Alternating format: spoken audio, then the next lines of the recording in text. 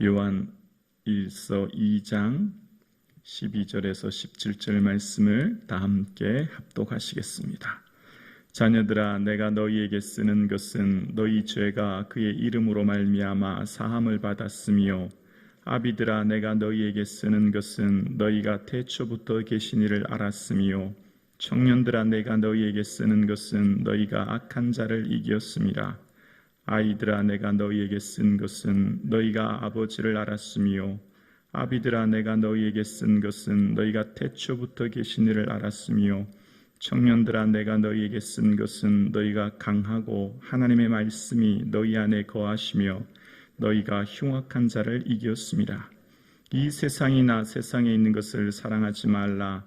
누구든지 세상을 사랑하면 아버지의 사랑이 그 안에 있지 아니하니, 이는 세상에 있는 모든 것이 육신의 정욕과 안목의 정욕과 이생의 자랑이 다 아버지께로부터 온 것이 아니요 세상으로부터 온 것이라.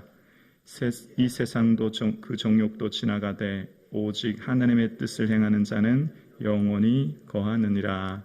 아멘. 주님이 허락하신 새로운 한 주간, 주님의 주시는 기쁨이 충만할 수 있기를 주님의 이름으로 축복합니다. 아멘. 하나님의 관심과 우리의 관심이 다르죠. 우리의 관심은 소유와 성취이지만 하나님의 관심은 거룩과 성화이죠. 그래서 지난 시간 말씀드렸던 것처럼 요한이 이 편지를 쓰는 중요한 이유, 그 목적은 죄를 범하지 않기 위함이다 라고 2장 1절에 기록하고 있습니다. 이 편지를 쓰는 이유는 죄를 범하지 않게 함으로 하나님 앞에 온전한 성화의 삶을 살 수 있도록 이야기하며, 그래서 그 말씀 안에 지키는 삶, 말씀을 지킴으로 하나님의 사랑 안에 거하도록 하는 삶을 위해서 이 편지를 쓴다는 겁니다. 그렇게 하는 것이 온전하게 된다라고 5절에 이야기합니다. 온전하게 되다, 온전하다라는 원어의 뜻은 목표를 달성하다라는 것입니다. 우리의 삶이 온전히 하나님의 사랑 안에 거하게 하는 것, 그런 삶을 살 수 있도록 하는 것이 요한이 편지를 쓰는 목적이라는 겁니다. 그래서 이 편지를 통해서 요한은 하나님의 사랑 안에 온전히 거할 수 있도록, 이것은 옛 계명이 아니라 새 계명이다. 옛 계명과 새 계명이 동일하게 사랑이라는 것이죠. 그래서 그 사랑 안에 거하는 자마다 빛 가운데 거하여 자기 속에 꺼리낌이 없게 하기 위함이다 라는 겁니다.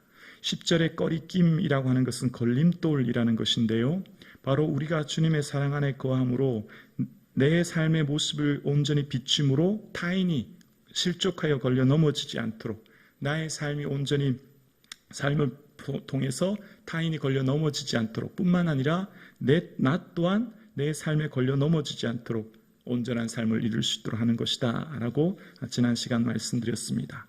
그러면서 또한 이제 오늘 편지를 쓰기를 자녀들아 라고 시작하고 있는데요, 오늘 본문에 자녀들아, 아비들아, 청년들아 이렇게 구분하여서 쓰는데, 이 학자들은 이 의미를 굳이 구분하는 것보다는 전체 성도를 위한 말씀이다 라고 이야기합니다. 그러니까 자녀, 아비, 아이, 청년이라고 세대를 구분하는 것이 아니라 전체 성도들을 향한, 그러니까 특별한 구분이라기보다는 전 세대를 향한 이야기고, 12절에 내가 너희에게 쓰는 것은 이라고 현재형을 쓰는데요, 12절과 13절에는 쓰는 것은 이라고 하는 현재형을 쓰고, 14절에 보면 아이들아 내가 너희에게 쓴 것은 이라고 하는 과거형을 씁니다. 그러니까 12, 13절에는 현재형을, 14절에는 과거형을 쓰는데, 과거부터, 그러니까 과거의 시점으로부터 우리가 하나님을 알았고 현재 하나님이 우리가 사랑 안에 거하고 있음을 이야기하는 거예요. 과거에 하나님의 사랑을 알았던 우리가 현재도 악한 자를 이기고 하나님의 보호하신 그 사랑 안에 현재 우리가 거하고 있음을 이제 이야기하는 것입니다. 그러면서 이제 14절 말씀을 제가 한번 봉독하겠습니다. 아이들아 내가 너희에게 쓴 것은 너희가 아버지를 알았으며, 아비들아 내가 너희에게 쓴 것은 너희가 태초부터 계신 이를 알았으며, 청년들아 내가 너희에게 쓴 것은, 함께 봉독합니다. 너희가 강하고 하나님의 말씀이 너희 안에 거하시며 너희가 흉악한 자를 이겼음이니라. 아멘. 자, 이것을 쓰는 아주 중요한 이유는 너희는 강하대요. 우리가 어떻게 강하냐면 하나님의 말씀이 우리 안에 거하시기 때문에. 아멘이십니까? 그러니까 우리가 주의 말씀을 날마다 주야로 묵상하는 것이 얼마나 중요한지 몰라요. 특별히 이 말씀이라고 하는 것은 예수 그리스도지요. 말씀이 육신이 되어 우리 가운데 거하셨기 때문에 말씀은 곧 예수님이시고 그 예수님이 우리 안에 거하신다는 말씀이지요. 동시에 또한 우리의 삶 가운데 이렇게 생각해 볼 수 있습니다. 우리가 예수님 바라보고 생각하는데 뭘까요? 말씀을 생각한다고 생각하시면 돼요. 말씀을 늘 묵상하시면 되는 거죠. 말씀이 곧 예수님이기 때문이에요.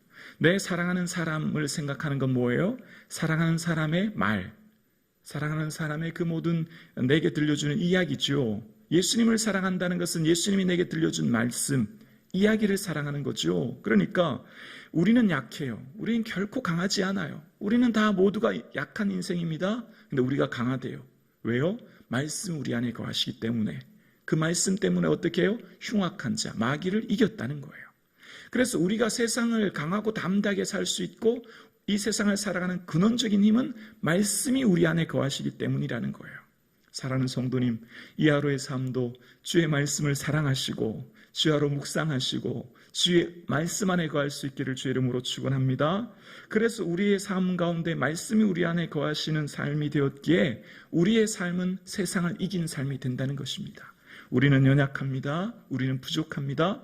그런데 말씀이 우리 안에 거하시기에 우리는 강하고 힘있고 능력이 있어서 어떤 사단도 악한 자도 다 이겼다라고 이야기합니다. 그러면서 15절입니다. 이 세상이나 세상에 있는 것들을 사랑하지 말라. 누구든지 세상을 사랑하면 아버지의 사랑이 그 안에 있지 아니하니라고 이야기합니다. 세상을 사랑하는 것과 하나님을 사랑하는 것을 대비하면서 요한은 말하고 있는데요.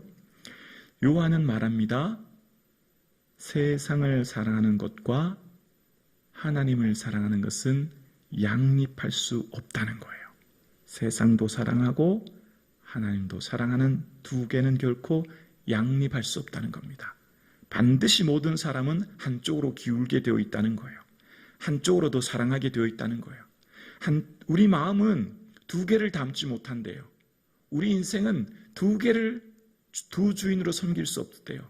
기억나시죠? 마태복음 6장 24절이요. 한 사람이 두 주인을 섬길 수 없다는 겁니다. 우리의 마음은 두 주인을 섬길 수 없고 우리의 이 마음이라고 하는 사랑은 마음 전체를 요구한다는 거예요. 여러분, 사랑하는 연인이 있어요? 내 사랑하는 여자친구, 아내가 있어요? 제가 집에 가면 제 아내에게 여보 사랑해, 여보 자기를 사랑해 라고 해야지.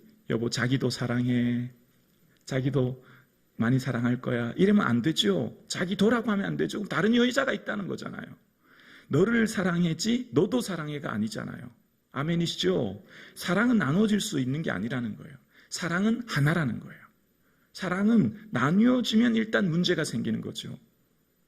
아멘이시죠? 그러니까 지금 요한이 말하는 겁니다. 우리의 삶의 마음은 하나님을 사랑해야지 세상을 사랑하고 세상에 있는 것들 사랑하면 안 된다는 거예요. 근데 이게 정말 어려워요. 이게 정말 어려워요. 왜요? 우리는 보여주고 만져지는 것만이 다인 줄 알거든요. 우리의 인생이 참 어려운 게 있어요. 우리는 보이지 않는 것을 믿는다는 게 얼마나 어려운지 몰라요. 그런데 믿음은 뭐죠? 바라는 것들의 실상이요, 보이지 않는 것들의 증거죠. 보이는 것은 잠깐이나 보이지 않는 것은 영원함이죠. 우리는 보이지 않는 하나님 나라를 믿는 줄로 믿습니다. 그래서 요한은 끊임없이 세상을 사랑하면 안 된다고 이야기하는 거예요. 그래서 요한은 말합니다. 16절입니다. 이는 세상에 있는 모든 것이 육신의 정욕과 안목의 정욕과 이생의 사랑이 다 아버지께로 온 것이 아니요 세상으로부터 온 것이라. 아멘. 육신의 정욕, 육신이라고 하는 것은 죄악된 본성을 말합니다. 그러니까 육신이라고 하는 것은 이 갈라디아 5장에다 보면 육체의 일은 현저하니 음행과 더러운 것과 호색과 이런 말씀을 기록합니다. 육체의 이 본성은 세상으로부터 죄악된 삶을 살게 한다라고 이제 이야기하는 거예요. 그러니까 육신의 정욕이 있다는 겁니다. 왜 지금 이 육신의 정욕을 요한이 첫 번째로 얘기하냐면 이때 당시 이단들은 육체의 삶, 쾌락을 쫓는 삶, 방탕한 삶을 살았기 때문이에요. 왜냐하면 영지주의 특징이 영은 선하고 육은 악하기 때문에 영으로 구원받았으니까 육은 그냥 방탕하게 살아도 돼. 거룩한 삶을 살지 않았기 때문에 요한이 첫 번째로 육신의 정욕을 들어서 이야기하는 것입니다. 그러면서 두 번째를 말하기를 안목의 정욕이라고 이야기합니다. 안목은 원어의 뜻은 눈, 보여지는 것이라는 의미죠. 보는 것을 쫓는 욕망, 눈을 쾌락을 쫓는 것이라는 거예요.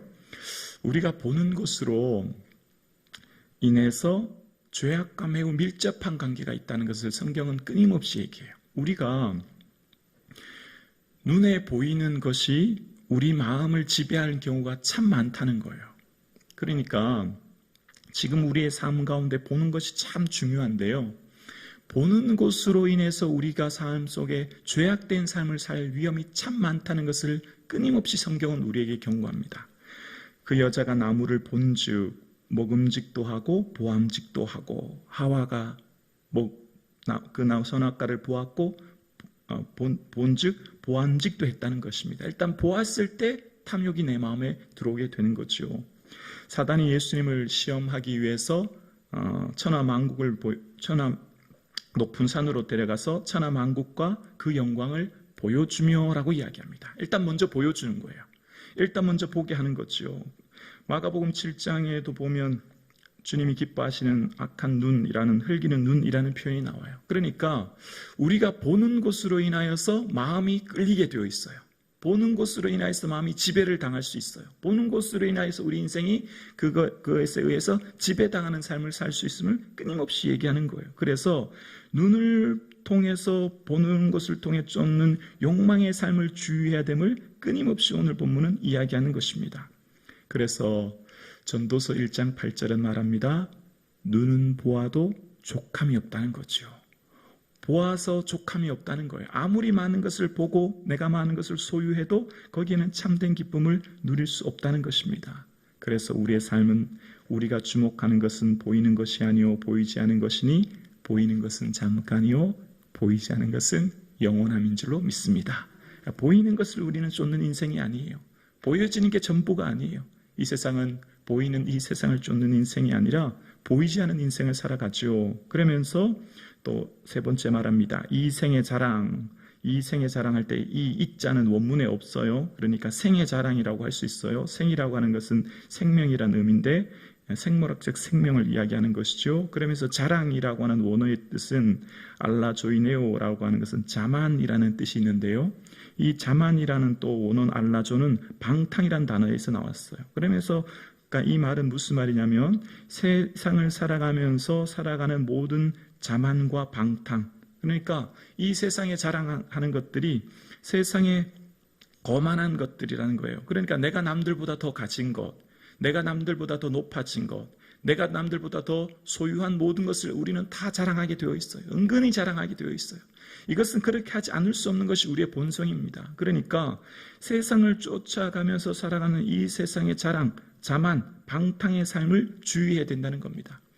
이 세상을 살아가면서 모든 사람들은 내가 남들보다 더라고 하는 것에 나를 자랑하거든요. 믿는 자들은 그런 삶을 유의해야 됨을 오늘 본문이 이야기하는 겁니다. 그러면서 왜 그럼 그런 삶을 살아야 되냐? 왜 우리가 육신의 정욕, 안목의 정욕, 이생의 정욕을 쫓는 삶이 아니어야 되냐라고 하냐면 17절이 이야기합니다. 이 세상도 그 정욕도 지나가되 오직 하나님의 뜻을 행하는 자는 영원히 거하느니라. 아멘. 자, 이 세상도 그 정욕도 지나가되라고 하는 이 지나가되의 원어의 뜻은요, 끌어들이다는 뜻도 있거든요. 그냥 통과하다, 지나가다, 사라지다는 의미도 있지만 끌어들이다는 의미가 있어요. 이 파라고라는 뜻은 파라라고 하는 단어와 아고라는 두 개의 단어가 붙어 있는데요. 무엇 곁으로 데리고 가다, 무엇 곁으로 끌어들이다, 이런 의미가 있어요. 그러니까 세상은 우리를 자꾸 끌어가요. 세상은 우리를 자꾸 잡아당겨요. 세상은 자꾸 우리를 그쪽으로 끌어다니는 거예요. 보세요. 믿음이 뭐예요? 이 새벽 예배 나오기 어떻게 해요? 깨어야 돼요. 알람을 맞추고 애를 써야 돼요. 영적인 생활은 애를 써야 되는 거죠. 살아있는 물고기가 거슬러 올라가죠. 죽은 물고기는 떠내려가게 되어 있어요. 세상은 우리를 자꾸 잡아당겨요. 세상은 자꾸 이 세상에만 소망을 두게 해요. 세상은 자꾸 우리를 잡아당겨서 이 땅의 삶을 살게 하고 이 땅에 소망을 두게 해요. 이 세상은 어떤 곳인데요? 사라질 곳인데, 썩어질 곳인데, 없어질 곳인데 자꾸만 우리 몸을 잡아당겨요. 우리 관심을 잡아당겨요. 우리의 믿음을, 우리의 모든 관심을 잡아당겨요. 그래서 어떻게 해요? 이 세상의 것들, 정욕들의 지나감을 기억하며 하나님의 뜻 행하는 것만 영원하다. 하나님의 뜻을 쫓는 삶만이 영원한 것이다. 다 사라진다. 영원한 것은 믿음으로 살아가는 삶이요, 주님을 예배하는 삶이요, 주님을 증거하는 삶이요, 예수님을 보여주는 삶이요. 할렐루야. 이것이 우리의 삶이 되어야 된다는 것입니다. 이 세상을 살아가는 삶 속에 끊임없이 우리를 잡아당기고 우리의 걸림돌이 되고 유혹하는 세상 속에서 오직 하나님의 뜻만이 영원하기에 하나님 나라를 소망 삼으며 살라 말씀하고 있습니다. 사랑하는 성도님, 우리가 보는 것이 전부가 아닙니다. 만져지는 게 전부가 아닙니다. 보이는 것은 잠깐입니다. 보이지 않은 하나님 나라 소망 삼고 이 세상이 자꾸만 우리를 잡아당기고 유혹해도 하나님 나라를 바라보며 소망 가운데 살아가는 저와 여러분 되실 수 있기를 주님의 이름으로 축원합니다.